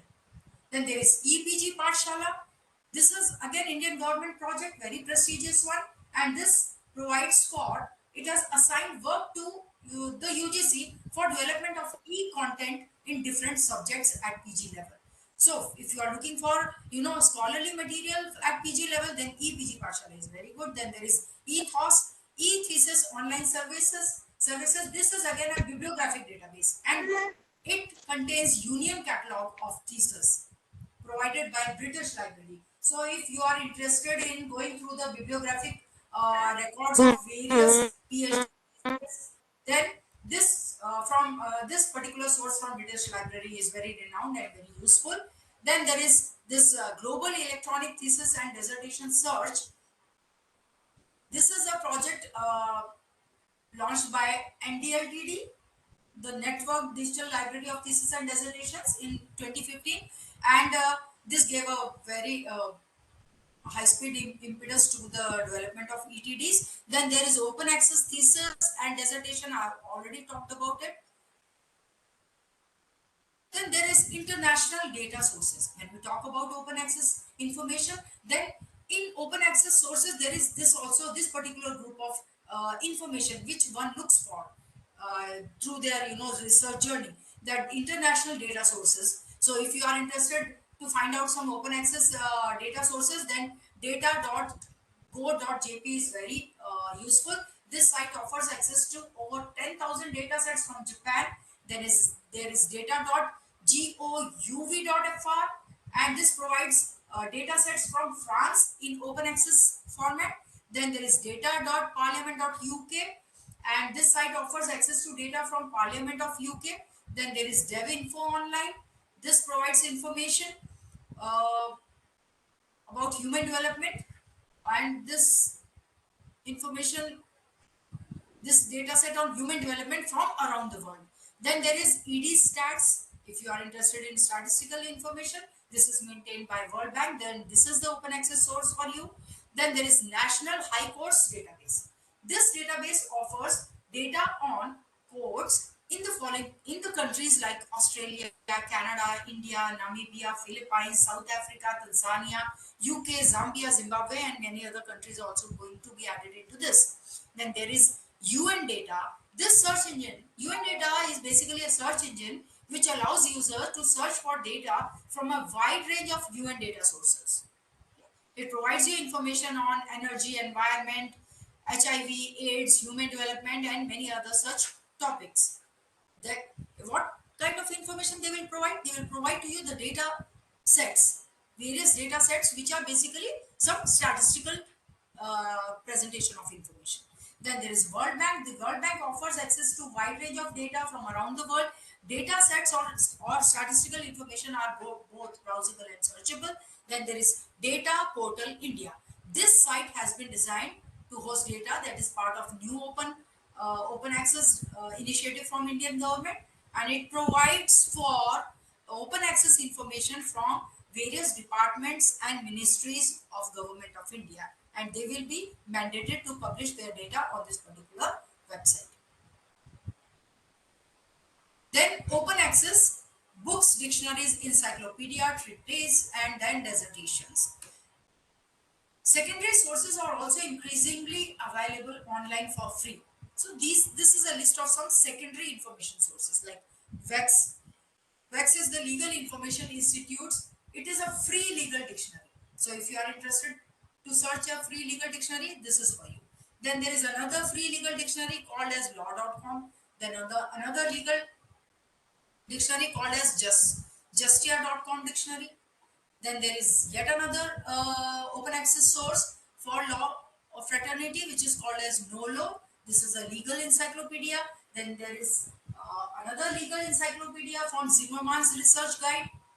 Then there is World Bank Open Knowledge Repository. This World Bank Knowledge Repository will also provide links to data sets, and it is available in English language.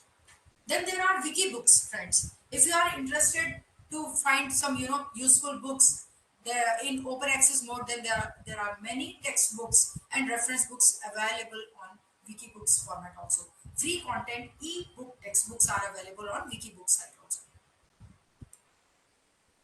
Then there are two major important bibliographic databases with which you will be coming up across these two databases, or any one of them at least, throughout your research career, called as WorldCat and IndCat.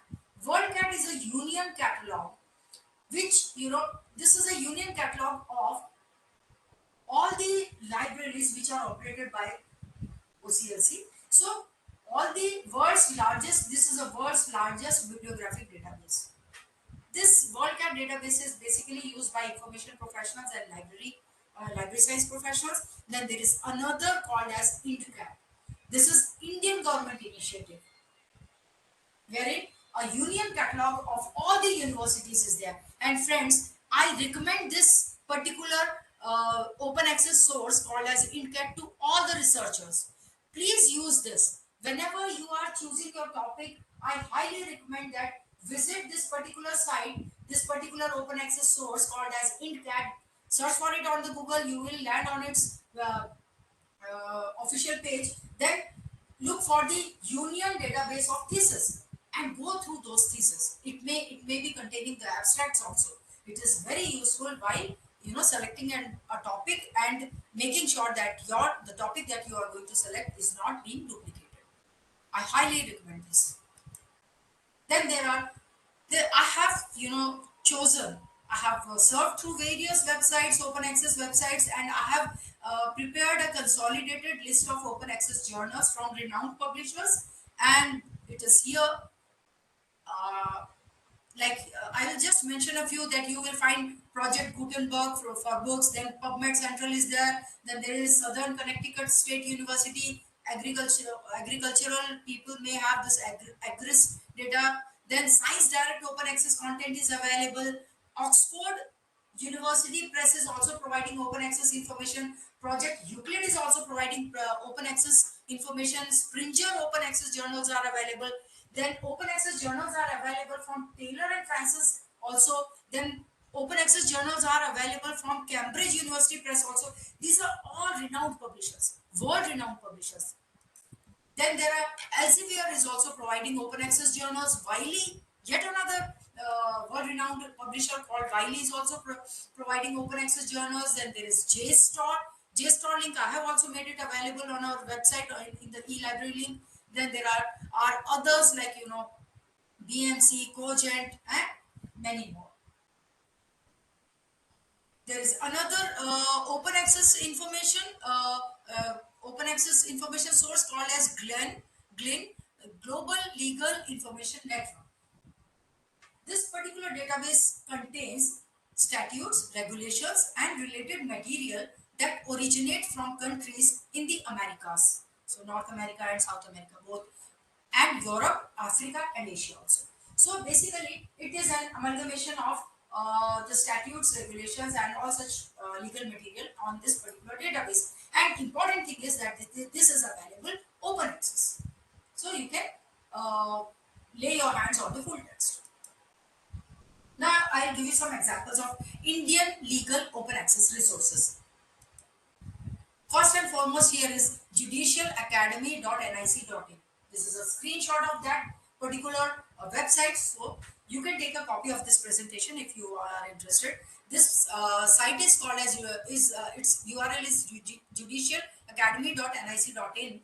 When you see .nic.in, it itself, the domain name itself says that this is a government-owned website wherein you will find access to the judgments and various other information. I recommend that you please visit this site and get access to all the necessary information related to your subject of law.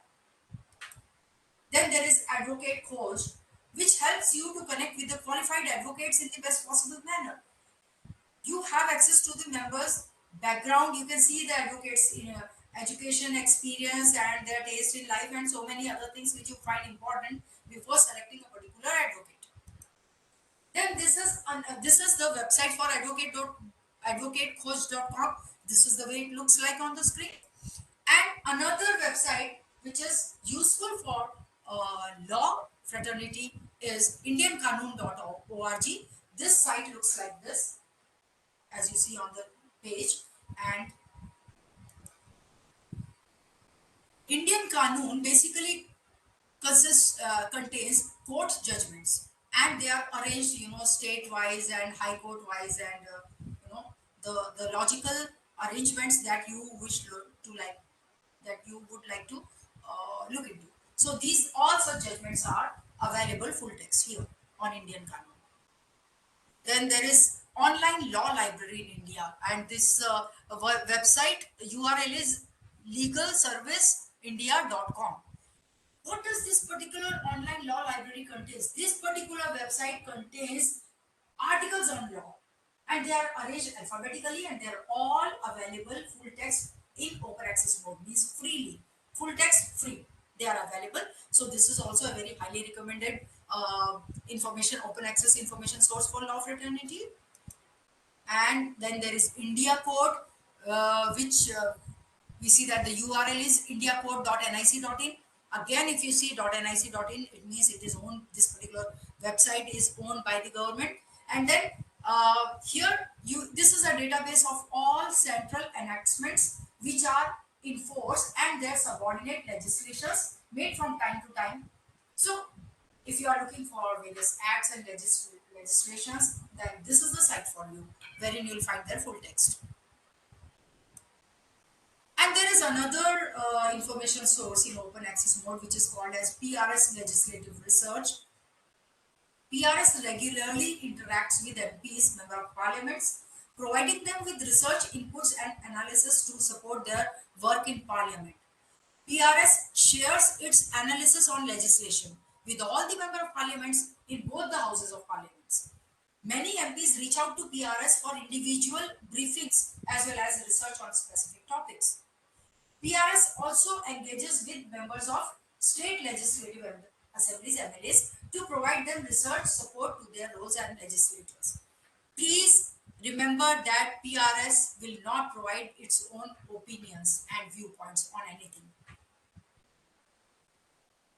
Now, last and but not the least is the challenges or the barriers when we are dealing with open access information. So first, from the user's point of view, we as users, what are the difficulties or the barriers that we face when we use open access resources? Low internet speed or in-network issues, very common in developing countries like ours. Then inadequate search skills of access, of course, because there is so much of literacy divide and then technical divide and digital divide. So this problem is also there. Then inadequate training on open access resources. So staff needs, users need training how to use the resources. The open access resources are there, but they lack the kind of expertise or the kind of the skills that are required to search the information. Then there is lack of awareness. There can be many open access sources, but the users may not be aware of them. So lack of awareness. Then inadequate, available and reliable infrastructure. You do not have that kind of when I talk about reliable or infrastructure means, are there adequate or reliable information sources, are there reliable websites or reliable repositories? So you have to evaluate your information source, then you have to use it. Then inconsistency of available open access resources, then there is overload of information on the internet. You search for, you put in 2-3 keywords on your Google, and in results tray you find lakhs and millions and billions of websites, and you wonder which of them are useful to you. So you have to refine your research. There is an overload of information. Then challenges in open access in terms of from the viewpoint of authors. Authors face pressure to pay the fee. So authors face pressure to publish in certain journals that are perceived as prestigious in order to advance their careers. This is happening in university teachers case also. So you are made to publish in some high quality renowned journals, but these journals may not offer open access options. So that is why for authors, covering the cost of publishing open access can be an additional financial burden. Then for the reader's point of view, readers can also be challenged by so-called predatory journals. Predatory journals which are low quality, but they are fully open access. However, they do not follow accepted norms such as peer review. Means there are no reviewers who are reviewing the articles before publishing. And they are not following the research ethics or the publication ethics which are mentioned in the guidelines given by COPE Committee, Committee on Publication Ethics. Then from the viewpoint of publishers, the challenge with open access is to create a new and sustainable business model to support open access while maintaining the quality also. Then there is exploitation by predatory publishers. They charge publication fees from authors. They fail to include the peer review. The article is not reviewed. So your article is not strengthened in terms of or modified in terms of its research quality.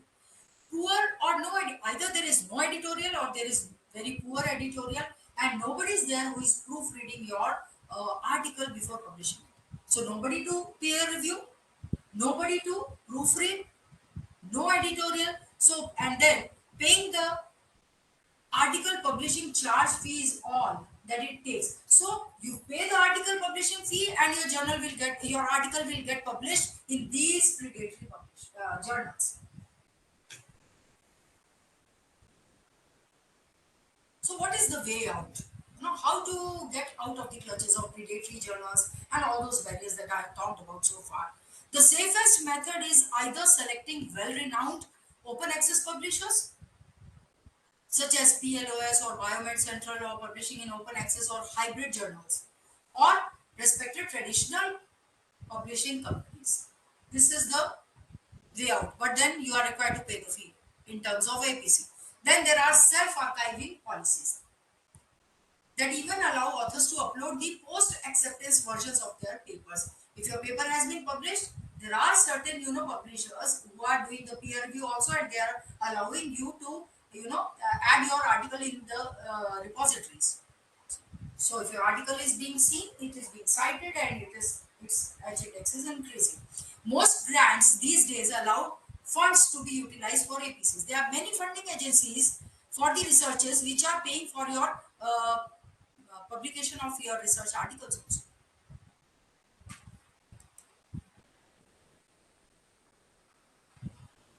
So the major recommendation out of this my today's presentation is that there should be clear quality standards and a sustainable business model that are required to strengthen this movement of open access further.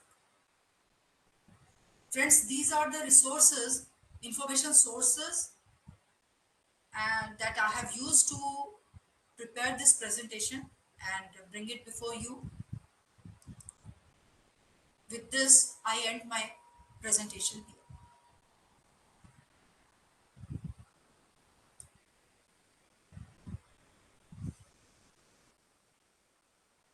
Participants, if you have any questions, unmute yourself and ask. You can ask, ma'am, or you can write it in the chat box as well. Any questions?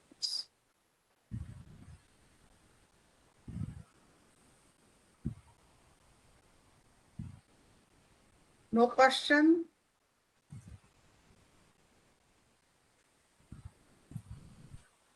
Madam, one more question from my side. Okay. Hello, Yes, please. am I audible? Yes, You yes, are. you're Please go ahead. audible, sir. Madam, you have just presented the list of the journals, some few journals. So I would like to ask whether all these are UGC approved or what sort of that? So when you talk about UGC approved journals, you have to keep on visiting the website, which is given on unipune.ac.in. That is the official website of Pune University. On that Pune University website, you will find a tab which says UGC Care Journals. So we have to visit that. There are two groups. One group contains the journals by Web of Science, and Scopus. Another group contains the journals which have been recommended and approved by the competent committees of the UGC. So nobody, even Scopus, all Scopus journals are not there. Even all Web of Science journals are, I think almost all of them are there, but all Scopus journals are not there. So nobody can say with full confidence that which particular journal is available. You have to visit that site and find out. But I can say that most of the Web of Science journals are there, and most of the Scopus journals are also there. But to make sure, please do not visit Scopus site. Do visit UGC unipune.ac.in. Okay. Yeah. Thank you. Thanks. Any more questions? Any questions? Ma'am, if we publish article in university books or whatever the competition, is it included in the publication list of IU articles for PhD? See, there are various types of publications. We have to see what is the category of the publication in which you have published your article or your writer. If it is in college magazine or departmental magazine, or for that matter university magazine or annual report or things like that, then it may not be included. It will not be included in research publications. But if it is a conference proceeding, but in the form of it has got ISSN, okay, then it will be included as journal, research journal. If your article is published in the form of as a chapter in a book having ISBN number, then it will be included as, it will be a research publication, but in a book in the form of a chapter. So basically ISBN number, ISSN numbers, and whether it is a book or a journal or a conference proceeding, and if at all conference proceeding, whether it is a book or a journal, they will decide whether it is a research publication or not. And of course your content will also decide. If it is a kind of memoir, मैं एक साल पहले वहां गया था और फिर मैंने अपना कुछ my memories I have spilled over there, and which have been liked by so many viewers, readers, it will not be counted as research publication. Means it must be with norms and regulation. Yes. Under If regulation. you want your article, if you feel that your article is a research output, then you should publish it in some journal. It can be in the form of a chapter in a book also. Thank you. Anyone else?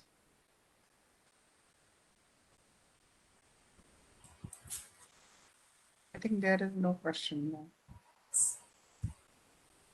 So thank you so much, ma'am. On behalf of Graduate Teaching Department of Law, Rashtrasanta Tukadoji Maharaj, Nagpur University, I would like to extend my heartfelt gratitude to our esteemed guest, Dr. Veena Prakash, ma'am, to share her expertise and knowledge on access. Ma'am has very well explained about what is open access, then types of open access. Madam, ma'am discuss the right of authors, copyrights, then how to use the digital repositories like Shodha Ganga. I think it will be really helpful to research scholars in their research. Thank you so much, ma'am, for enlightening us. Thank you. Thank you, ma'am.